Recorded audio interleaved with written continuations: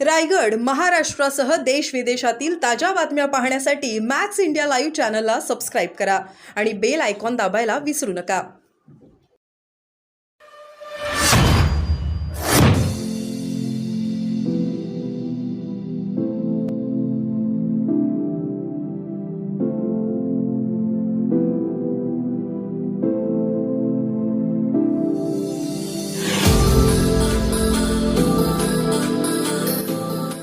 जागा वाटप त्या पुढे जाणार आहे. आपलेच माणसाचा वाचा. या जागा वाटप होत नाही आहे त्याचं सगळ्यात मोठं कारण वंचित बहुजन आघाडी नाही. काँग्रेस आणि उद्धव ठाकरे शिवसेना यांच्यामध्ये 10 जागेंवरनं मतभेद आहेत. या 10 जागा काँग्रेसही मागते आणि या जागा उद्धव ठाकरे शिवसेनाही मागते.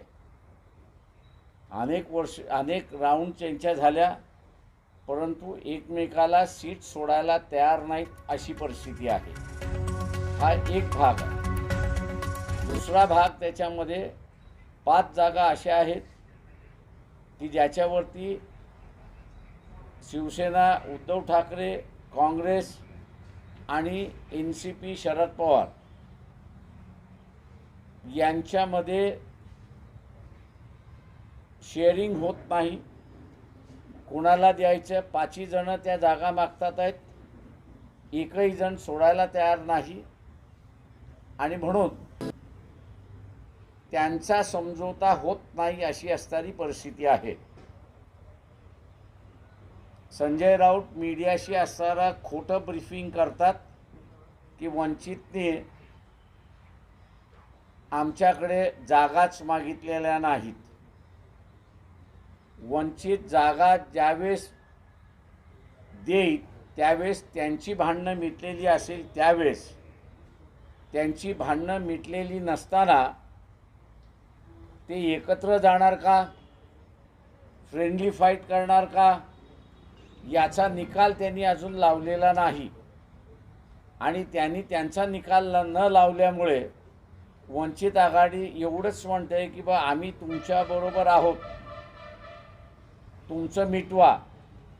हे होत नाही असं लक्षात आल्यानंतर रमेश चेनिताल यांच्याशी मी टेलिफोनिक चर्चा केली आणि त्यांना विनंती केली की ते घोंगडं भिजत असलं तरी काँग्रेस आणि वंचित यांच्यामधला तरी समझोता आपण असारा पुढे घेऊन जाऊ.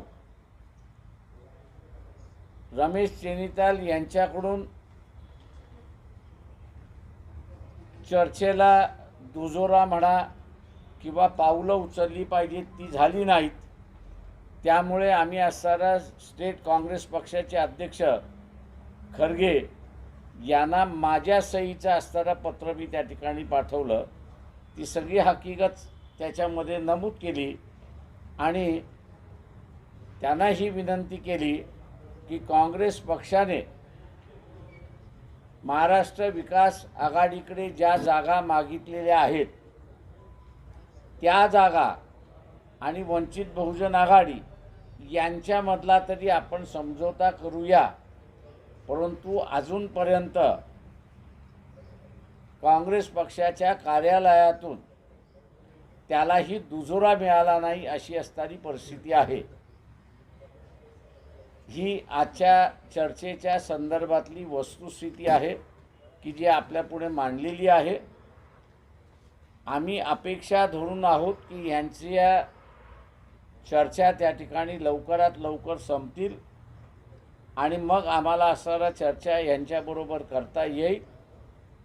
आम्ही असणारा आघाडीने लढवावं या मताशी आम्ही सहमत आहोत. आम्ही निवडणुकीच्या रिंगणात पाहणार आहोत का? त्याच्याबद्दलही नो कॉमेंट्स. सर, युती जर झाली नाही तर वंचित बहुजन आघाडी सर्व 48 जागा सोबत लढवणार का? काय करायचं ते आम्ही धोरणात्मक निर्णय घेऊ. यांची युती झाली नाही तर धोरणात्मक निर्णय आम्ही काय घ्यायचा तो आम्ही घेऊ. महाविकास आघाडीकडून आनंदराव आंबेडकरांना पण अमरावतीमध्ये लोकसभा निवडणुकीचं प्लॅनिंग करताय. मला महाविकास आघाडीच्या चर्चेमध्ये काँग्रेस पक्षाकडून असणारं जी नावं आली ती एक नाव वानखडेंचं आलेलं आहे आणि दुसरं नाव बोरकरांचं सुचवण्यात आलं होतं की आम्ही जर लढलो तर यांना असणारं उमेदवारी देईल. हे काँग्रेस पक्षाचे जे प्रतिनिधी होते त्यांनी ही बातमी त्या ठिकाणी दिली. आता याच्या व्यतिरिक्त काँग्रेस पक्षाचे अजून कोणाशी संबंध आणि चर्चा चालू असेल याच्याशी त्यांनी आम्हाला काही माहिती शेअर केलेली नाही. 2014 मध्ये तुम्ही खासदार नवनीत राणांना पाठिंबा दिलेला होता, यावेळी काय मी कोणालाही पाठिंबा दिलेला नाही. त्या सगळ्या याच्यामध्ये नवनीत राणा हे बिगेस्ट फ्रॉड आहेत. मी जसं म्हणालो की त्यांचं आता जेलमध्ये जाण्याची तयारी त्यांनी केली पाहिजे, मानसिकता केली पाहिजे. जर का केस आम्ही कोणी दाखल केलेली नाही तर पालघरचे जे डेप्युटी कलेक्टर आहेत त्यांनी मुलुंड कोर्टामध्ये केस दाखल केलेली आहे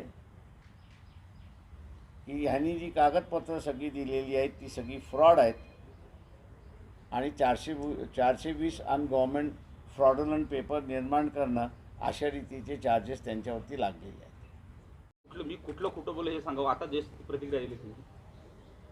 समझोता सगळ्यांचा झाला आहे आणि आमचं सगळं आलबेल आहे हे जे म्हटलेलं आहे ते पूर्णपणे खोटं आहेत. त्यांचं जर त्यांनी खोटं बोललं नसेल असं ते म्हणत असतील तर त्यांच्या ज्या 10 जागेंचा डिस्प्यूट जो आहे तो त्यांनी असणारा संपला आहे का आणि संपला असेल तर त्या 10 जागा कुठल्या पक्षाला घेतल्यात त्याचा असणारा त्यांनी खुलासा करावा. आणि दुसरं 5 जागा ज्या NCP, काँग्रेस आणि शिवसेना यांच्यामधल्या ज्या आहेत त्या 5 जागेंचं वाटप कसं झालं आहे याचा त्यांनी खुलासा करावा. असंही म्हणाले की 5 जागा प्रकाश आंबेडकरांना मी द्यायला तयार आहे म्हणून. महाविकास आघाडीबरोबर आम्ही असणारा बसतोय, संजय राऊतांबरोबर आम्ही बसत नाही आहोत. थँक्यू. चला.